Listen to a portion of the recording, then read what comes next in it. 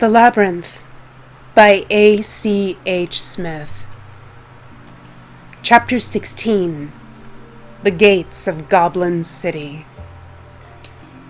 Sarah looked at the grotesque gates and did not dare to believe what she saw. "Where are we?" she asked. All Ludo could do was beam with joy. "Sarah, back," he started to say. Sir Didymus interrupted him. "We are at the gates of the Goblin City, fair damsel. Beyond thou canst descry the castle. The object of thy quest, didst thou not say?" "That's right." Sir Didymus looked wistful. "Thou art sure, art thou not, that thou dost not seek a castle which requireth 14 years of entry through trials and perils and—" "Oh, Sir Didymus, Ludo, I have to go quickly into Jareth's castle, or I'll lose Toby." "Toby?" Sir Didymus queried. "My little brother." "Toby, Ludo, brother," Ludo beamed. "Ah, Sir Tobias, our brother-in-arms," Sir Didymus exclaimed. "Then forward!" He raised his staff, spurred Ambrosius, and charged toward the gates of Goblin City. Sarah and Ludo hurried after him. They did not see a shadowy figure lurking behind a junk pile. It was Hoggle, and he was watching every move they made. Outside the gates, a goblin guard was leaning on his spear, sound asleep. Sir Didymus took no notice of him, but rushed straight at the great gate and began to hammer on them with his staff. "Open up!" he bellowed. "Open the gates in the name of all that is—" Sarah, catching up with him, put her finger anxiously on her lips and whispered, "Shh! Quiet, Sir Didymus." She pointed to the sleeping guard. Sir Didymus glanced contemptuously and shouted, "Phew! I give not a fig for such goblins!" He repeated, his clattering on the gates. "Open up, I say!" "Please!" Sarah entreated him in an urgent whisper. She saw the guard grunt and stir in his deep sleep. Sir Didymus was indomitable. "Let them all wake up! I shall fight them to the death!" And again he rained blows upon the resounding gate. The guard's eyelids were flickering. Sarah grabbed the tiny cavalier by the sleeve. "Please, please, Sir Didymus, for my sake, could you please try to make no noise?" From his saddle, Sir Didymus bowed so low that his mustache swept the ground.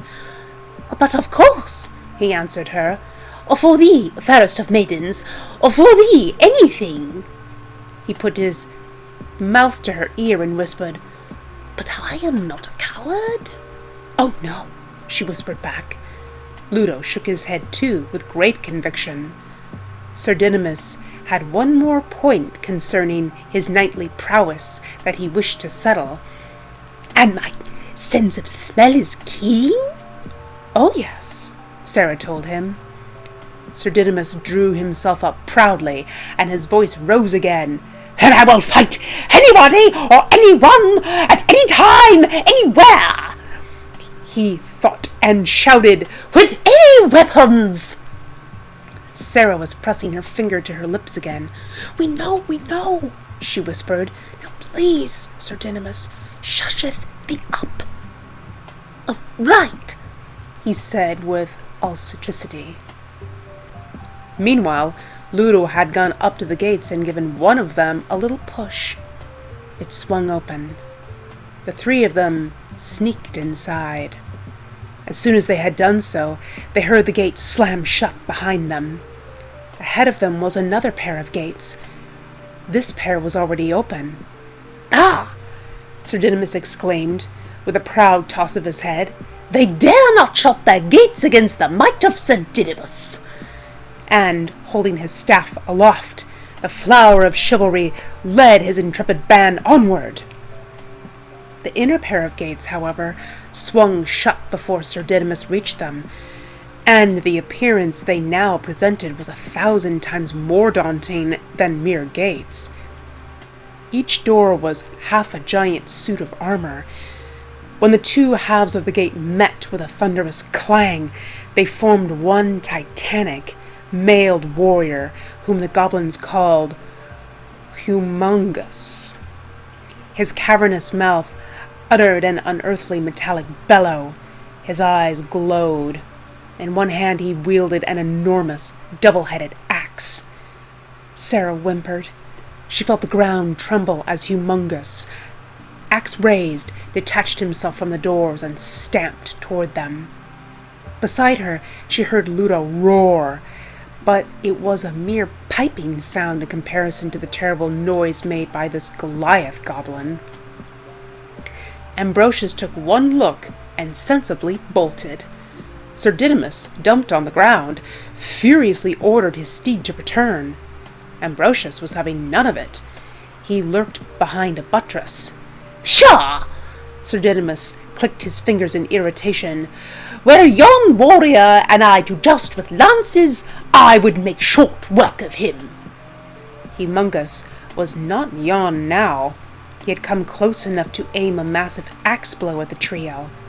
It missed them, but gashed a great wound in the stone wall. The fountain of sparks spurted from the steel axe head. The three dodged past Humongous's feet, but he jerked rapidly around and smashed his axe down again with both hands. Screaming, they leapt apart, and the axe hammered the ground between them, burying itself among shattered paving stones. The giant withdrew it effortlessly, and now, crouching, he delivered a scathing swing at them. They threw themselves flat, and heard the axe whiz over them with a noise like an ignited rocket.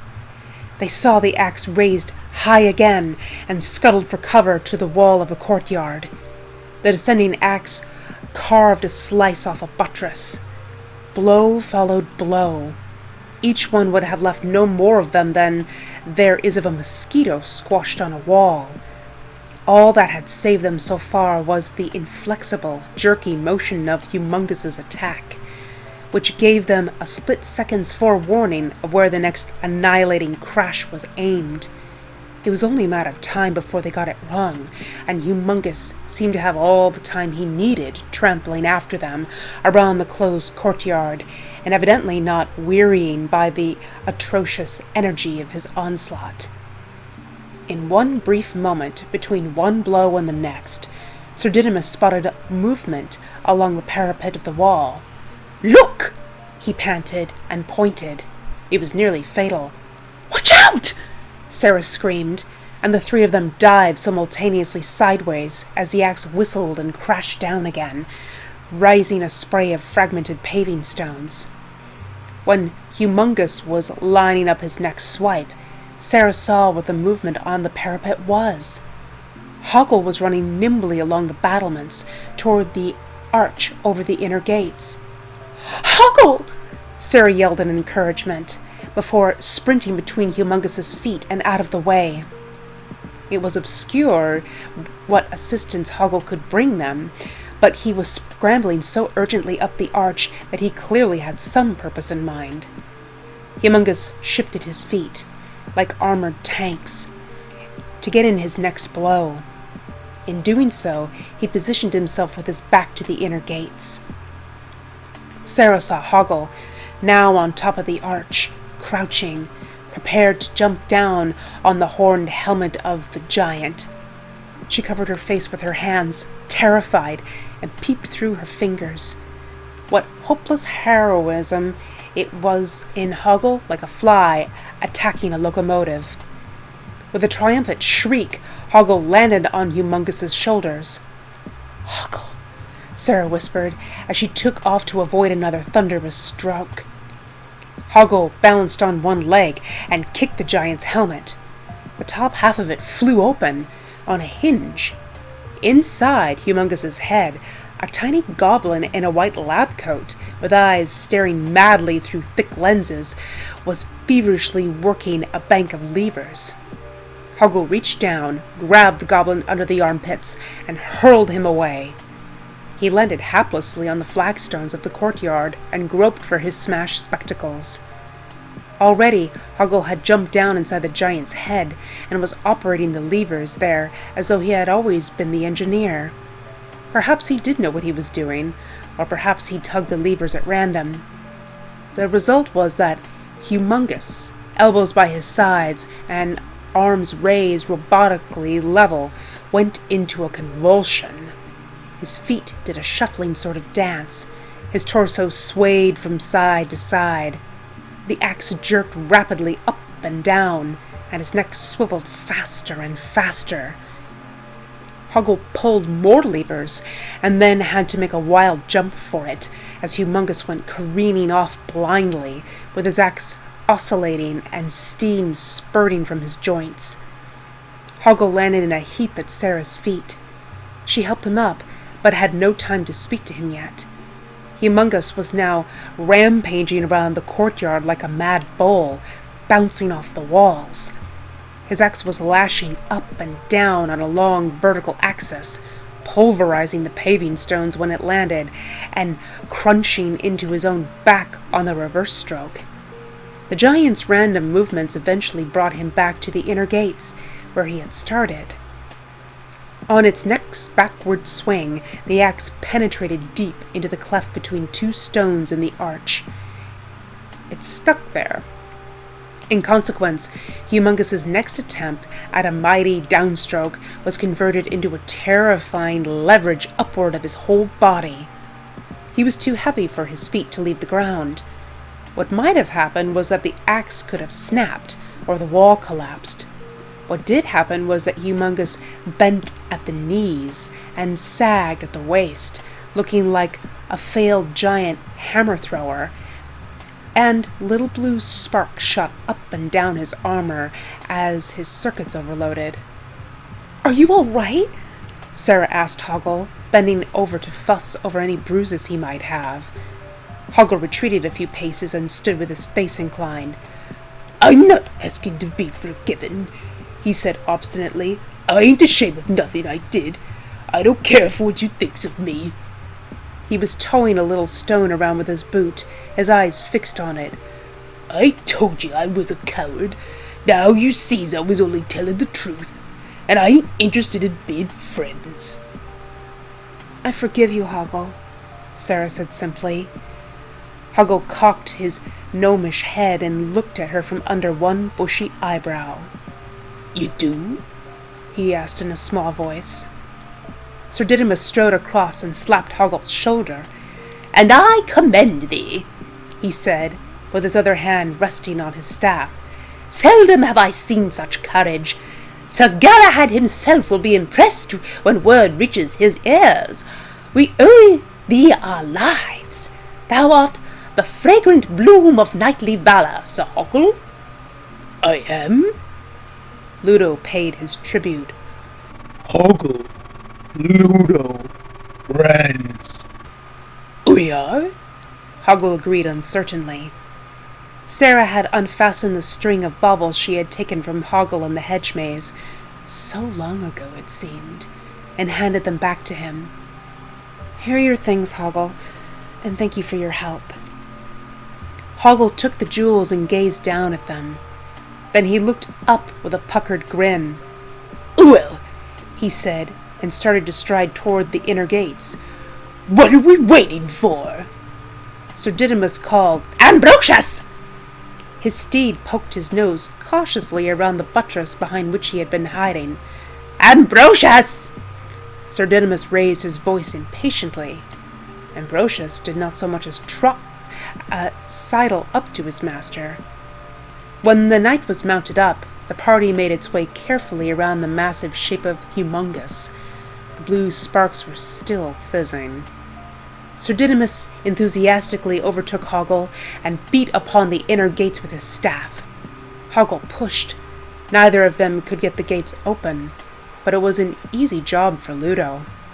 Without Humongous, they were no more than a pair of heavy doors leading to Goblin City. Jareth was lounging on his throne, propped up on one elbow. Beside him was Toby. Goblins stood around, watching them play together, and wishing that they had Toby to play with. It looked like fun. Jareth would tickle Toby, and whenever he was within range, the baby would punch Jareth in the face. The game had been going on for some time. Jareth chuckled. Spirited little fellow. In more senses than one, he thought. But why bother to say it when all you've got in the audience are goblins? He nodded. I think I'll call him Jareth. He's got my eyes. Toby smacked him in one of them. And my disposition, Jareth added. A goblin came running into the chamber, tripped on a chicken carcass, fell flat on his face, and from there delivered his message. Your Majesty, the girl! Jareth glanced up laconically. What? The goblin was picking himself up. The girl who ate the peach and forgot everything! Yes, Jareth said testily, as though he had more than one girl on his mind lately. What of her? The goblin's eyes were boggling, and he had one arm flung out behind him, pointing. She's here! Jareth stopped tickling Toby and scrutinized the moronic messenger. She's here, your highness, with the monster and Sir Didymus and the gnome who's in your employ. Here? They've gotten through the gates. What? Jareth barked. The girl who ate the peach and... Yes! Jareth's face was working. She got past Humongous. Yes, your highness. He's blown his fuses. Blown his... Where are they? They're on their way to the castle. Jareth stood up, holding Toby, who wriggled. Stop her! The Goblin King commanded. Call out the guard! The goblins milled around the chamber, screeching. Call out the guard! At each other. Don't mill, Jareth told them. Do something! She must be stopped! As one goblin, they all dashed for the door. Wait! Jareth shouted. Carrying Toby, he strode over to them and handed the baby to one of them. Here, he said. Take Jarethkin. She must not get the baby. The goblin with Toby ran off one way, while the rest rushed off to raise the alarm. Jareth was left alone. She must not get the baby, he repeated to himself. She must be stopped.